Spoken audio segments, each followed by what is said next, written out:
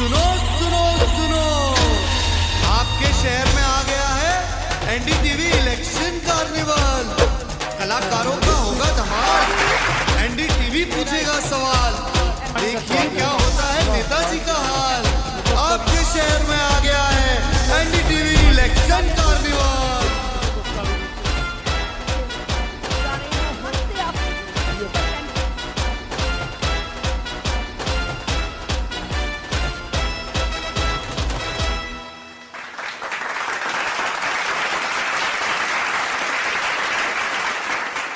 NDTV network पर चुनाव का सबसे खास शो इलेक्शन कार्निवाल का सफर करीब 9,700 किलोमीटर लंबा सफर तय करके आ पहुंचा है हिमाचल की वाराणसी, प्रदेश का आध्यात्मिक केंद्र, सूबे की धार्मिक नगरी यानी कि हिमाचल की छोटी काशी मंडी में।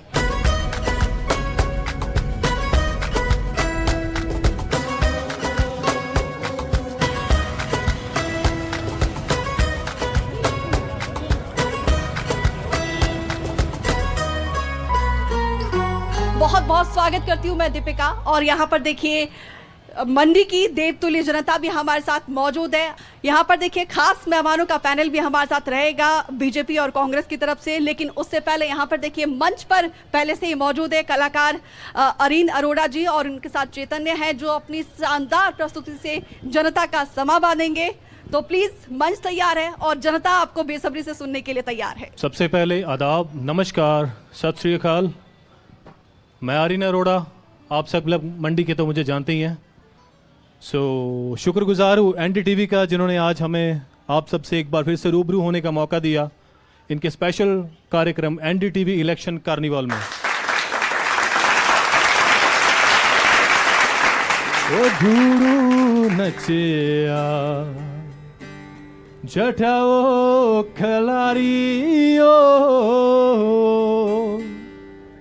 ओ धूड़ू नचिया जटाओ खलारियो,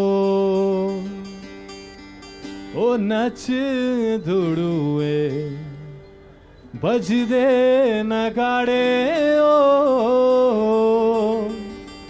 ओ नच धूड़ुए बज दे नगाड़े ओ। शिव कैलाशों के वासी, डोली धारों के राजा, शंकर संकट हरना। शिव कैलाशों के वासी, डोली धारों के राजा, शंकर संकट हरना। ओ भोले बाबा शंकर संकट हरना।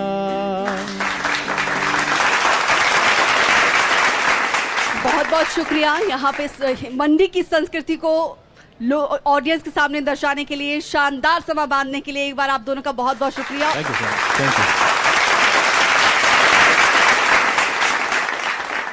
तो मंडी देश की सबसे हॉट सीट में से एक है, सबकी निगाहें टिकी हुई है और देश की दूसरी सबसे बड़ी पार्लियामेंट्री सीट है। 12 जिले प्रदेश में है और 6 जिले इसी सीट में आते हैं। डाइवर्सिटी बहुत ज्यादा है और लोगों को साधने की पुरजोर कोशिश की जा रही है दोनों ही पार्टी की तरफ से। चाहते तो हम ये थे कि कैंडिडेट हमारे मंच पर आए, लेकिन एक मिनट जो एक समय बहुत ज़्यादा इंपॉर्टेंट है और इसीलिए उनके बिहाफ में हमारे साथ मंच पर मौजूद रहेंगे संजीव गुलेरिया जी। कांग्रेस की तरफ से अपनी बात रखेंगे, अपने कैंडिडेट को डिफेंड करेंगे, आगे का रोड मैप रखेंगे और साथ ही साथ बीजेपी की तरफ से अजय राणा जी मंच पर आएंगे। सर आप दोनों का मैं बहुत बहुत स्वागत करती हूँ।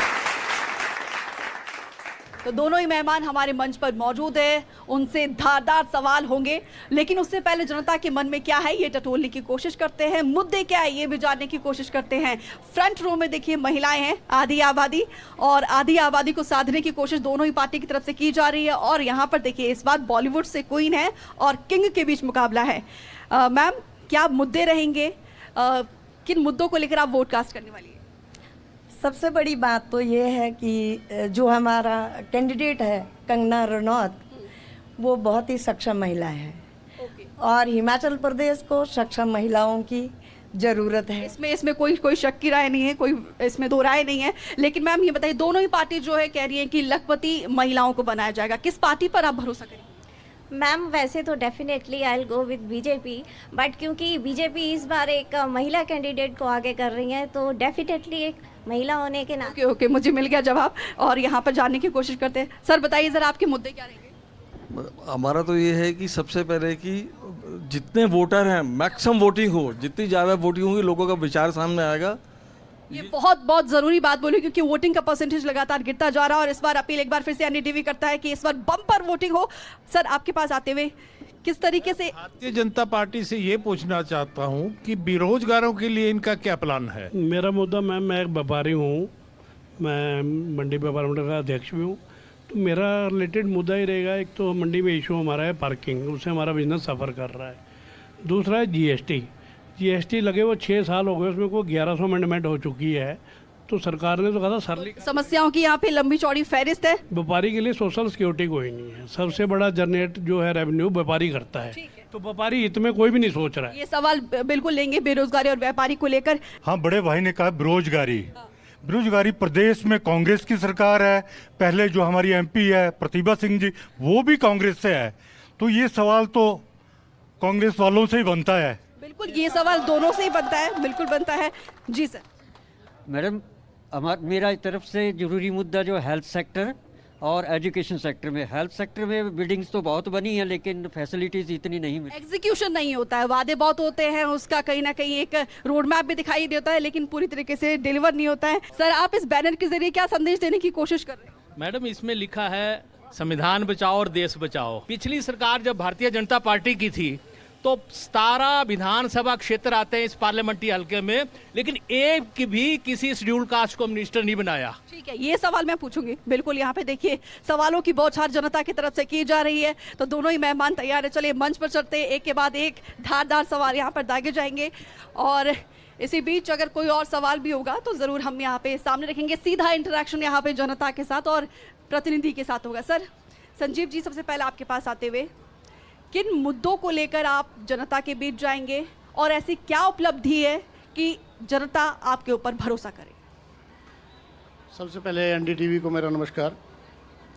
जहाँ तक मंडी लोकसभा क्षेत्र के मुद्दों की बात है तो देखिए, हिमाचल प्रदेश है, यहाँ पे चुनाव मुद्दों पे लड़ा जाता है। चुनावी मुद्दे क्या होंगे, प्रत्याशी का विज़न क्या है कॉन्स्टिट्यूंसी के लिए, और कितना उस प्रत्याशी का योगदान उस लोकसभा के लिए है जहाँ से वो प्रत्याशी है। ठीक है अजय राणा जी, क्योंकि देखिए ऑडियंस में से एक मुद्दा उठाया गया था बेरोजगारी का, और बेरोजगारी और महंगाई एक ज्वलंत मुद्दा है। इन दोनों मुद्दों को लेकर आप लोग बैकफुट पर रहे हैं, क्या आप लोगों का आगे का रोड मैप रहेगा? क्योंकि कॉन्फिडेंट तो आप लोग काफ़ी ज़्यादा लग रहे हैं और जोश बेशक आई है, लेकिन इन दोनों मुद्दों को लेकर आप लोग बैकफुट पर हैं। मुझे लगता है जो आपने रोजगार की बात की है, हम संगठित क्षेत्र की बात करें या ऑर्गेनाइज सेक्टर हो या अनऑर्गेनाइज सेक्टर हो, उन दोनों को मिला के हम बात करें तो आर्थिक क्षेत्र में जितनी हमारी उपलब्धियां हैं, जो जीडीपी हमारी ग्रोथ है, उस हिसाब से आप सरकार जनता कलेक्ट करती है और जनता के जितने भी कल्याणकारी काम हैं उनसे करते हैं। जब कल्याणकारी काम हम करते हैं तो उसमें रोजगार बढ़ता है। रोजगार में जितना पैसा लगा है, जितना इंफ्रास्ट्रक्चर में लगा है, इंफ्रास्ट्रक्चर को जब आप खड़ा करेंगे तो उसमें रोजगार होगा। उसमें आप जेसीबी लगा लें, कॉन्ट्रैक्टर लगा लें, रोजगार लगा लें, या और क्षेत्र में जैसे इंफ्रास्ट्रक्चर में बीजेपी का सोशल इंफ्रास्ट्रक्चर, डिजिटल इंफ्रास्ट्रक्चर और हमारा फिजिकल इंफ्रास्ट्रक्चर, इन तीनों स्ट्रक्चर्स में हम डिजिटल की बात करें तो 5G और 6G जितना बढ़ेगा, वर्क फ्रॉम होम है। हिमाचल में बहुत से ऐसे बेरोजगार युवा हैं जो यहाँ से काम कर रहे हैं, वर्क फ्रॉम होम कर रहे हैं जी। डिजिटल उसमें है, सोशल प्लेटफॉर्म में, उसमें हम एजुकेशन की बात करें। इसके बावजूद ये मुद्दा क्यों उठता है सर? आप लोग इस समस्या का एक समाधान क्यों नहीं निकाल पाते? देखिए, ये अभी 10 सालों में तो बेरोजगारी नहीं बढ़ी, इसके पीछे जितना कांग्रेस का राज रहा है उसमें कभी भी, मैं आपसे तो कुल मिलाकर यहाँ पे टॉपिक ट्रांसफर की जा रही है। आंकड़े बेरोजगारी की दर आजकल कितनी है? 3% है। कोई 3 साल पिछले 60 साल में निकाल के दे दीजिए जहां 3% बेरोजगारी की दर रही है, तो उससे तो हम अच्छे हैं। ठीक है, एक और अहम मुद्दा है आपदा का, क्योंकि हिमाचल प्रदेश सदी की सबसे बड़ी आपदा से यहाँ पे गुजरा था। जो त्रासदी आई थी उसने झकझोर कर रख दिया था। लेकिन कांग्रेस का लगातार ये कहना है कि उन्होंने जो बेहतरीन काम किया है, लेकिन केंद्र की तरफ से कोई मदद नहीं मिली है। आज भी जेपी नड्डा का कहना है कि केंद्र की तरफ से पूरा सहयोग मिला है, लेकिन कांग्रेस ने उस रकम को, उस पैसे का बंदरबाट किया है। और सर, इसके साथ एक और सवाल ये भी है, पीसीसी चीफ प्रतिभा सिंह का ये कहना था कि मंडी पार्लियामेंट्री में सिर्फ उनकी निधि के जरिए ही विकास कार्य हो रहा है, कार्यकर्ताओं को नजरअंदाज किया जा रहा है। किस तरीके से अब सब समाधान हो गया सर, एकजुटता के साथ लड़ रहे? इन दोनों सवालों का जवाब आपसे सर। देखिए, अभी आपने चुनावों में देखा ही होगा, कांग्रेस पार्टी में एकजुटता है। आपने माननीय प्रतिभा सिंह जी की बात की।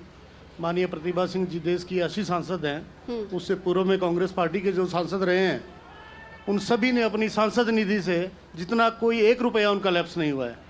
रही बात, आपने आपदा की बात की। आपदा के समय में पूरे देश ने देखा, हिमाचल प्रदेश में 60-65 वर्षों के बाद जो आपदा आई थी, उसमें हमारी सरकार ने किस तरह से कार्य किया है। और सेंटर से 1 रुपया ना मिलने के बावजूद सेंट्रल रिलीफ फंड का जो ये बताते हैं नड्डा जी, आप जैसे आप बोल रहे हैं, वो हमारा 2 वर्षों का पेंडिंग था, वही हमें मिला है, बल्कि इस वर्ष का भी अभी तक नहीं मिला है। तो ये ना होते हुए मैं धन्यवाद करना चाहूँगा माननीय मुख्यमंत्री महोदय का, जिन्होंने ग्राउंड जीरो पे खुद आकर के और हमारे बजट में 4500 करोड़ रुपए का प्रावधान करके आज उन्हीं सड़कों को सुचारू रूप से चलाया, उन्हीं ब्रिजेस को बनाया और हिमाचल की जो व्यथा है उसको पटरी पे लाया। ओके, आपदा सर एक बड़ा मुद्दा है और विक्रमादित्य सिंह जो कैंडिडेट है कांग्रेस के, वो लगातार ये उठा रहे हैं कि आपदा के समय वो जगह जगह पर जाकर लोगों की मदद कर रहे थे। आपदा में हम यहाँ पर थे। कंगना को सीधा तौर पर पूछा जा रहा है कि आप कहाँ पर थी? देखिए, जो जिस क्षेत्र में है वो वही काम करेगा। विक्रमादित्य जी अगर प्रदेश में एमएलए जीत के आए थे, मंत्री थे, तो उनकी जिम्मेवारी थी, उनको करना चाहिए था। लेकिन पीडब्ल्यूडी मिनिस्टर होने के नाते मैं एक प्रश्न छोड़ देता हूं। 8 बार वीरभद्र परिवार, वीरभद्र जी, प्रतिभा सिंह और अब ये लड़ रहे हैं, मंत्री रहे हैं। यहाँ से एक छोटा सा क्वेश्चन, मैं आज अभी कार्यक्रम से आ रहा था, तो जो करसोग रामपुर मंडी हमारा स्टेशन है, यहाँ से रामपुर का रोड, उस रोड की हालत आज तक ठीक नहीं हुई। 8 बार एमपी रहे, हमारा जोगिंदर नगर, हमारा द्रंग, हमारा बल, हमारा मंडी, हमारा सुंदरनगर, नाचन, सारे उसी रोड से ऊपर जाते हैं।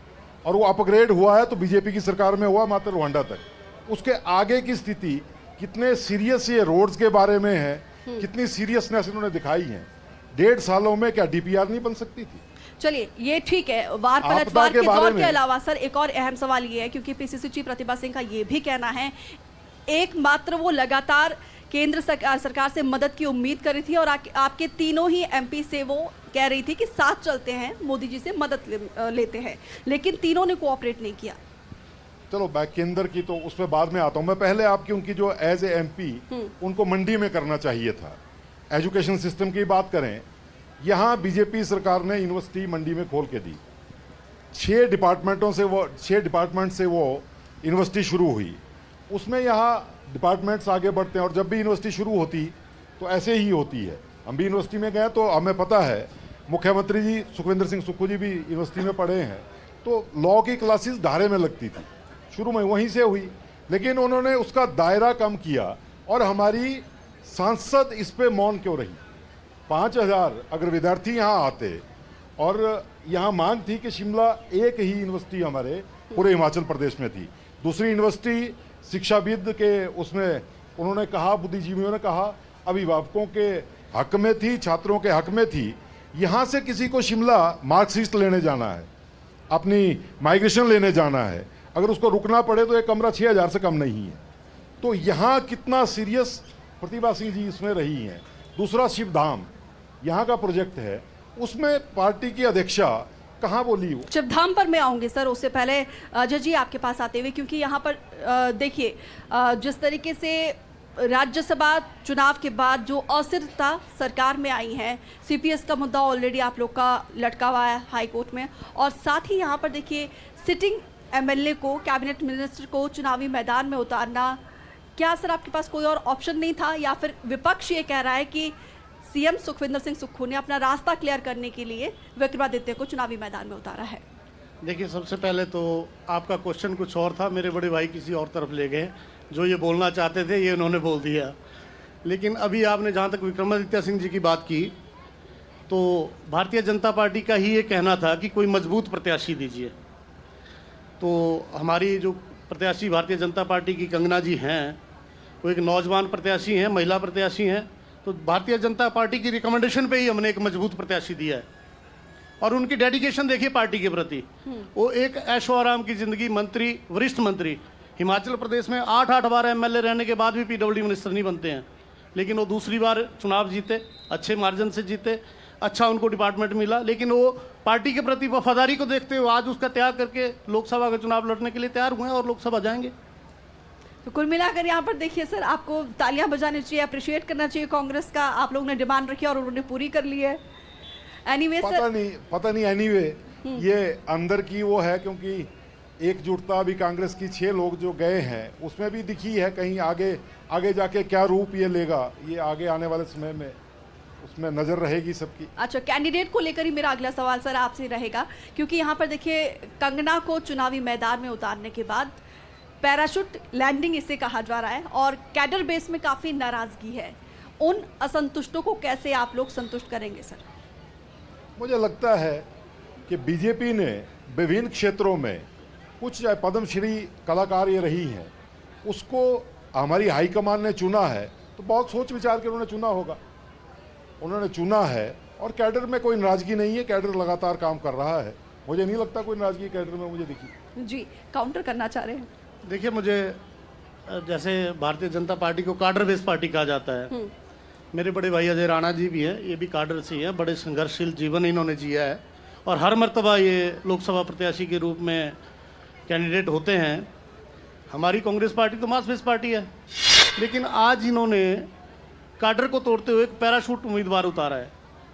मेरा ये मानना है माननीय कंगना जी से कि राजनीति, समाज सेवा करने के बाद राजनीति में आया जाता है। पहली प्रत्याशी ऐसी होंगी जो राजनीति में आने के बाद एमपी बनाओ, फिर उसके बाद समाज सेवा करूंगी।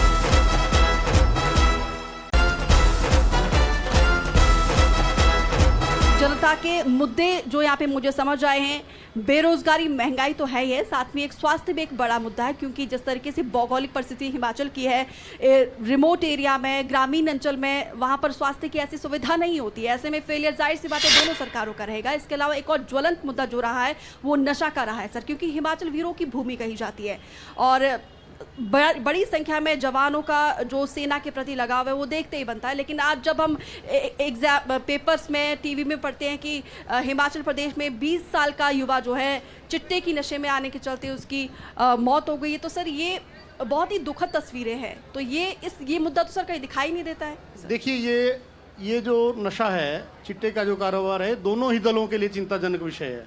तो सर ये तो दिखता ही नहीं है कहीं मैनिफेस्टो में जब चिंता का विषय है तो। नहीं, लेकिन हमारी सरकार इसके लिए अच्छा काम कर रही है। आपने देखा होगा अभी 1 साल के इसमें बहुत कम ये कारोबार हुआ है और इसको जड़ से मिटाने का प्रणय माननीय मुख्यमंत्री महोदय ने लिया है। आप देखेंगे 5 सालों में ये ना के बराबर रहेगा हिमाचल प्रदेश में। आपका क्या रोड मैप रहेगा सर? क्योंकि आपने 2 क्वेश्चन पूछे हैं। मैं पहले मेडिकल हेल्थ की जो आपने बात की है, यहाँ नेर चौक में ESCSI का ये हॉस्पिटल खुला था, एम्प्लॉइज इंश्योरेंस कंपनी का, कॉरपोरेशन का, ये उसके माध्यम से खुला था। और मुझे याद है कि इसी चांदनी में कांग्रेस और कम्युनिस्ट ऊपर धरना दे रहे थे, तो रात को धूमल जी की सरकार थी और ऊपर बिंदल जी ने जब कॉन्फ्रेंस की तो ये धरने पे बैठे थे कि वहाँ मेडिकल कॉलेज नहीं होना चाहिए था। लेकिन रात को जब प्रेस कॉन्फ्रेंस से पता लगा, ना इनसे उठते बना ना बैठते बना। और सवेरे ऑस्कर फर्नांडिस उस वक्त के हेल्थ मिनिस्टर थे, धूमल जी के मित्र थे, तो उन्होंने कहा कि सवेरे यहाँ जनसभा होगी, उसका शिलान्यास किया जाएगा। मुझे लगता है उसके बाद सभी वहाँ गए थे। लेकिन 2016 में वीरभद्र जी ने इसको स्टेट गवर्नमेंट से ESIC से वो किया, MOU की साइन किया और स्टेट गवर्नमेंट ने इसको चलाया। उसके बाद नॉर्थ इंडिया में जो मंडयाली लोग हैं, हिमाचली मंडयाल्स हैं, उनके लिए एक वरदान साबित हुआ। जैसे ही भारतीय जनता पार्टी की जयराम ठाकुर जी के नेतृत्व में सरकार बनी, इस हॉस्पिटल में बहुत सा काम हुआ है और इसको अटल मेडिकल रिसर्च यूनिवर्सिटीज को बनाया गया है। अब क्या सर काम रोक दिया गया है? इस प्रोजेक्ट को रोक दिया गया? आप ये कहना चाह रहे हो? इसमें जगह होनी चाहिए, इसको आगे की प्रोग्रेस होने की गुंजाइश रहती है। आने वाली इस सरकार को इसमें करना चाहिए। चौक का आपने सिर्फ नेहर चौक का जिक्र किया है, लेकिन नहीं, हिमाचल तो गांव में बसता है ना सर। नेहर चौक गांव को कौन सा शहर है, बहुत बड़ा नहीं सर। मैं गांव की ये जो आपके ESIC से जो ये इतना बड़ा हॉस्पिटल था 1200 करोड़ का, इसमें लाहौल से लेके किन्नौर से लेके सभी लोग यहीं से जाते हैं, अदरवाइज हमें चंडीगढ़ जाना पड़ता था। और विशेष तौर पे ये बड़ा हॉस्पिटल, बाकी तो रेफरल हॉस्पिटल सारे हैं, जोनल हॉस्पिटल है हमारा, लेकिन बड़ा हॉस्पिटल, इसमें जितनी लेटेस्ट मशीन्स मैं आपको गिनवाने लगूं तो उसमें बहुत टाइम लगेगा, इतना डेवलपमेंट। और सर, लेकिन जनता का ये कहना था, क्योंकि हम दिन भर बातचीत कर रहे थे, उनका कहना था कि जब वहाँ पे मशीन्स होती है तो डॉक्टर्स नहीं होते, कभी क्या दिक्कत रहती है, दिक्कतों का यहाँ पे अंबार रहता है। सर, आप कुछ कहना चाह रहे हैं? देखिए, मेरे बड़े भाई बहुत सीनियर लीडर हैं, इन्होंने मेडिकल कॉलेज की बात की, उस धरने में मैं भी बैठा था। वो कांग्रेस पार्टी ने मेडिकल कॉलेज दिया था जो कि धूमल की सरकार में कैंसिल हुआ था। उस वक्त केंद्र में हमारी सरकार थी कांग्रेस पार्टी की। ESIC का हॉस्पिटल जो है केंद्र सरकार ने दिया था, और जब इनकी सरकार प्रदेश में आई तो जयराम जी ने उसको कैंसिल करके स्टेट के अंडर लिया, क्योंकि इनकी केंद्र की सरकार में जैसे ही केंद्र की सरकार बनी उन्होंने इसको चलाने से मना कर दिया ESIC ने। ये सच्चाई है। जहां बैठे हुए थे सब, ये रात को जब घोषणा हुई कि हॉस्पिटल सवेरे उसकी घोषणा हो रही है, देखिए जब केंद्र में भारतीय जनता पार्टी की सरकार बनी। ठीक है सर, यहाँ पर देखिए जनता आपसे सीधा सवाल करना चाह रही है। दोनों पार्टीज के कैंडिडेट इस पर बहस कर रहे हैं कि किसने इसको डिनोटिफाई किया और किसने कौन धरने पर बैठा। मुद्दा ये नहीं है, मुद्दा आज का है। आज इस हॉस्पिटल की क्या कंडीशन है, इस पे जो सरकार है ये क्या कर रही है। एम्स की बात करें, बिल्कुल बिल्कुल, वो क्या पंजाब में है या हरियाणा में है या जम्मू कश्मीर में?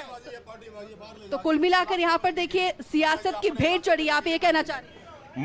नड्डा जी ले गए, बिलासपुर क्यों ले गए? मंडी एम्स अलग मिला है, ये हॉस्पिटल अलग है भाई।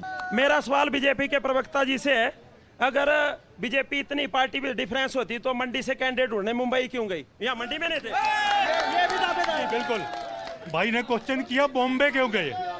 अरे मंडी की है, मंडी की शान है। ठीक है, ओके। अजय जी और संजीव जी, देखिए आप दोनों समझ गए होंगे कि अब स्वास्थ्य कितना बड़ा मुद्दा है, लेकिन यहाँ पर मैम ये बताइए जरा, जो नशा है, जिस तरीके से नशेखोरी बढ़ती जा रही है, ये कितना बड़ा चिंता का विषय है हिमाचल के लिए? ये तो इतना बड़ा विषय है कि ये वोटर लाएंगे कहाँ से अगर हमारा युवा नशे की चपेट में आएगा। सर, आपको क्या लगता है, इतना बड़ा मुद्दा है, इतना ज्वलंत मुद्दा है, इसके बावजूद ये ना बीजेपी के मैनिफेस्टो में ना कांग्रेस के मैनिफेस्टो में? देखिए, हमारे जो मुख्यमंत्री हैं हिमाचल प्रदेश के, हमारे जो अभी उम्मीदवार हैं विक्रमादित्य सिंह जी, बड़े जोर शोर से ये मुद्दा उठाया है, और इसके ऊपर सरकार के आते ही जो है स्पेशल सेल गठित किया गया, और ये सरकार की प्रायोरिटीज। रिजल्ट क्या है? इसके रिजल्ट में बहुत सारे लोग पकड़े जा रहे हैं, बड़े बड़े जो सप्लायर वो भी पकड़े जा रहे हैं। क्या मैम आपको लगता है कि इस पे काम हुआ है? अभी तो मेरे को लगता नहीं हुआ है कुछ। देखिए सर, सब चीजें सामने ही है। मैं अभी यहाँ पे मेरे भाई अजय राणा जी ने बात की सिद्धधाम की, बाई चांस मैं उस वार्ड का पार्षद हूँ।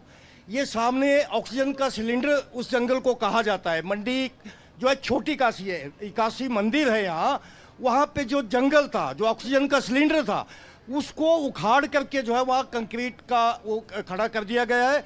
केवल 40 करोड़ का बजट था, लेकिन फिर तो सौंदर्यीकरण के नाम पे यहाँ पे देखिए किस तरीके से पर्यावरण के साथ छेड़छाड़ हो रहा है। सीधा आप ये कहना चाह रहे हैं सर, कौन से मुद्दे यहाँ पे ज्यादा हावी नजर आ रहे हैं, राष्ट्रीय मुद्दे या फिर स्थानीय मुद्दे? देखिए, मेरा प्रश्न कांग्रेस पार्टी के जो प्रवक्ता यहाँ पे बैठे हैं, जिन्होंने आपदा के ऊपर इतना लंबा चौड़ा भाषण दिया, इसी आपदा के ऊपर मैं इनसे प्रश्न करता हूँ कि विधानसभा में इनके मुख्यमंत्री आदरणीय सुक्खू जी ने बड़े जोर से कहा कि हमें केंद्र से 19,000 करोड़ की सहायता मिली, 28,000 करोड़ इन्होंने लोन लिया, उसके बाद 2,000 करोड़ रुपए की सहायता अलग से प्रदेश को केंद्र की तरफ से मिली।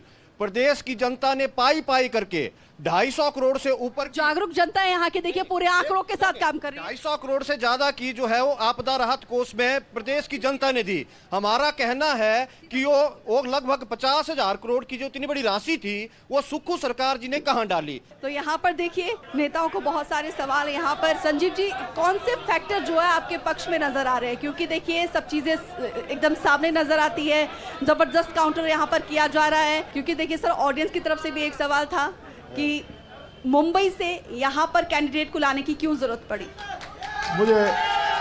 मुझे लगता है कि हम सभी अपनी रोजी रोटी की, अपनी रोजगार के चक्कर में सभी, आप भी एंकर हैं तो कहीं हिमाचल से हैं तो कहीं बाहर काम तो करते होंगे, तो इसलिए हिमाचल के व्यक्ति को बाहर रोजगार करने जाना पड़ता है।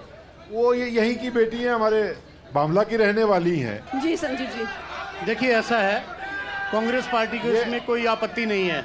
ये विषय कि वो हिमाचल की बेटी हैं, वो बॉम्बे गई जो है, तय करती है उसी में आता है। ठीक है।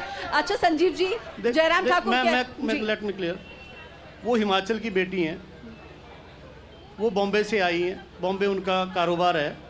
हमारा ये मानना है कि कारोबार एक अलग चीज़ है, राजनीति में आना एक अलग चीज़ है। अगर वो यहाँ की प्रत्याशी हैं, उनका भारतीय जनता पार्टी के लिए क्या योगदान है?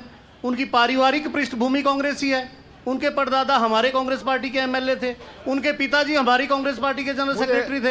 लेकिन कांग्रेस पार्टी में, भारतीय जनता पार्टी में उनका ऐसा क्या योगदान रहा कि इनका टिकट काट के उसको टिकट दे दिया गया? बनती भी है तो यहाँ पर मंडी पालंडी की जनता जो अपने काम के लिए मुंबई थोड़ी जाएंगी, क्योंकि उनका सीधा कहना है कि वो बॉलीवुड नहीं छोड़ेगी, क्योंकि उनके बहुत सारे प्रोजेक्ट भी हैं। भारतीय जनता पार्टी में विभिन्न क्षेत्रों से अलग लोग जुड़े, तभी आज हम 303 पे पहुंचे।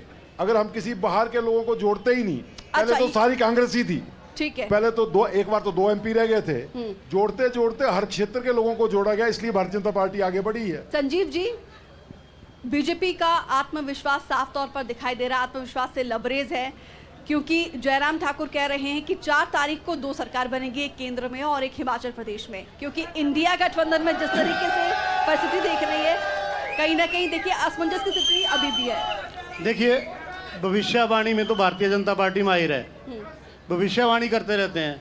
हिमाचल प्रदेश में भी भविष्यवाणी की थी कि रिवाज बदलेंगे, रिवाज बदल गया।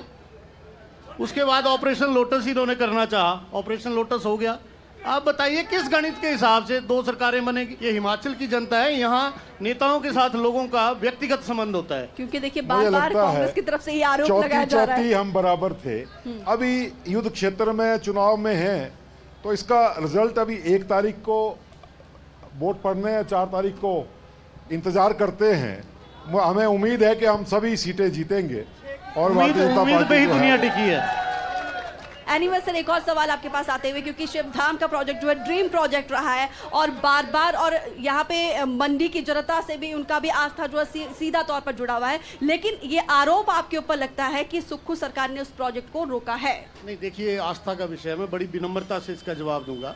सर्वप्रथम तो हिमाचल प्रदेश में जो मंडी छोटी काशी के नाम से जाना जाता है, यहाँ 80 मंदिर हैं, 81 मंदिर हैं। अगर इनका ही जीर्णोद्वार कर दिया होता और बिना बजट के ऐसा प्रोजेक्ट लाना, जैसे कि इन्होंने कहा ऑक्सीजन सिलेंडर है हमारा कांगनी जंगल, वो भी लाया होता, ठीक है, हमारा शिवधाम से कोई विरोध नहीं है, हम भी तो हिंदू हैं, लेकिन उसके लिए प्रॉपर बजट का प्रावधान तो करते हैं। अब महज 40 करोड़ से तो बनेगा नहीं। आज देखिए, आज कंक्रीट का पहाड़ वहाँ बना हुआ है, लेकिन मैं धन्यवाद करना चाहूंगा माननीय मुख्यमंत्री महोदय का कि उन्होंने नेक्स्ट बजट में ये डाल दिया है। अजय जी, नियमों को ताक में रखकर आप लोगों ने 250 करोड़ एडीबी से आया है बैंक से, और ये ऑन रिकॉर्ड है। 40 करोड़ पहले उसमें आया, उसमें शिवधाम के लिए। रही छोटी काशी की बात जो करते हैं हम, पंचवक्तर मंदिर निखरने चाहिए और इनको निखारें, कौन रोकता है? लेकिन पर्यटक को रुकने के लिए मंडी में अगर इतना बड़ा प्रोजेक्ट हमारा वहाँ लग रहा था शिवधाम 250 करोड़ से ऊपर का, तो कायाकल्प हो जाता मंडी का। टूरिस्ट के यहाँ रुकने के लिए कोई तो कारण बनता। अच्छा अजय जी, देखिए अब चुनाव जो अपने आखिरी दौर पर है, शुरू में आप लोग विकास की बातें कर रहे थे, तमाम ज्वलंत मुद्दों को लेकर भी आप लोग गए, लेकिन आखिर में आते आते मुद्दा जो है धर्म पर आ गया है। एक सेंसिटिव मुद्दा ये कहा जाता है। जब मोदी की इतनी गारंटी है, आप लोगों ने इतने विकास कार्य किए हैं, तो फिर इस पॉइंट पर आप लोग क्यों आते हो सर? धर्म पर ही इन दी एंड आप लोग क्यों आते हो सर? धर्म की मैं जुड़ाव की बात करूं, हमारे मैनिफेस्टो में था, हमने कहा कि धारा 370 हटेगी, वो हट जाती है। हमने कहा राष्ट्र प्रथम की, जब हमने बात की, हमने कहा कि राम मंदिर वहां बनेगा। राम मंदिर बनता है, लाखों करोड़ों हिंदुओं की आस्था वहां जुड़ी थी। अब ये मात्र हिंदुओं का प्रश्न नहीं है। जो एक अंदर हमारे में कुंठा थी कि हमें अपने जो हमारे आराध्य हैं उनके लिए भी हमें साक्ष्य देने पड़ते हैं, वो भावना जिस तरीके से बाहर आती थी, वो राष्ट्र प्रथम है, इसलिए प्राण प्रतिष्ठा हुई, हमने राम मंदिर बना के दिया। देखिए, मैं कहना चाहूंगा कि राम मंदिर के दरवाजे किसने खुलवाए? और वो भारतीय जनता पार्टी ने नहीं वो मंदिर बनाया, वो माननीय सुप्रीम कोर्ट ने मंदिर बनाया है। और अच्छा उसके होता- लिए कांग्रेस पार्टी उसका स्वागत होता करती कि है। उस दिन वहाँ चले जाते। हमारे विक्रमादित्य जी खुलवाया वहाँ तो जाके वहाँ भी आए चले हैं, जाते। जिनके पास वक्त था उनको जाके आए हैं, और बुलावा जो तो बचे हैं दिया वो भी था। अपने चलिए सर, नियम सियासत अनुसार की बात जाएंगे। बहुत हो गई क्योंकि समय का अब समय हमें इतना ही इजाजत देता है। आखिरी सवाल आप दोनों से, किन मुद्दों को लेकर आप लोगों के बीच जाएंगे? कौन सी ऐसी उपलब्धि है आप दोनों की जिसको लेकर जनता आप दोनों के ऊपर भरोसा करेगी? देखिए, हमारा जो प्रत्याशी है वो राजनीतिक प्रत्याशी है, उसकी पृष्ठभूमि राजनीतिक रही है और उनका एक विजन है। वो एक वीरभद्र के नाम पे राजनीति में नहीं आए हैं, वो यूथ कांग्रेस के इलेक्टेड प्रेसिडेंट रहे, 2 बार के सम्मानीय विधायक हैं, सरकार में वरिष्ठ मंत्री हैं, तो उनका एक मंडी के लिए विजन है। आज भी लोकसभा में वो बोलते हैं मंडी को स्मार्ट सिटी बनाने का उनका ध्येय है, और जो लोकल मुद्दे हैं उनसे वो विस्तृत उनकी जानकारी रखते हैं। ठीक है सर, आप अभी स्मार्ट सिटी की जो बात हो रही है, ये प्रोजेक्ट बीजेपी का लाया है। धर्मशाला की बात करें चाहे शिमला की बात करें, और भारतीय जनता पार्टी ने सैटेलाइट टाउन जो लेटेस्ट, अब हम उससे आगे जा रहे हैं, उसमें 3 तरीके से इंफ्रास्ट्रक्चर डेवलप होगा। आज स्मार्ट सिटी की बात नहीं करनी चाहिए, मुझे लगता है कि सैटेलाइट टाउन मंडी बने। नगर निगम इसको जयराम ठाकुर जी ने बनाया है, इसका बेस पूरा किया है, तो आगे सैटेलाइट टाउन यहाँ हो, हमारा विजन उसके आगे का है, और ये संकल्प पत्र में हमारे लिखा है। ठीक है, एक तरफ संकल्प पत्र है, दूसरी तरफ न्याय पत्र है। दोनों ही पार्टी धुआंधार प्रचार कर रही है, मजबूती से यहाँ पर अपनी बात रखी गई है, लोगों को साधने की पुरजोर कोशिश कर रहे हैं और तमाम मुद्दों को लेकर भी लोगों के बीच जा रहे हैं। आप दोनों हमारे साथ आए, एनडीटीवी को समय दिया, आप दोनों का एक बार फिर से बहुत बहुत धन्यवाद और जनता का भी बहुत बहुत आभार। लेकिन जाते जाते आप लोगों से अपील, 1 तारीख को वोट जरूर करिए, क्योंकि लोकतंत्र का पर्व है, गर्व का पर्व है। वोट जरूर डालिए और वोट डालने के बाद आप अपने हक से अपने जनप्रतिनिधि से सवाल पूछ सकते हैं। फिलहाल आज के लिए इतना ही। ये चुनाव का कार्निवल आगे भी जारी रहेगा।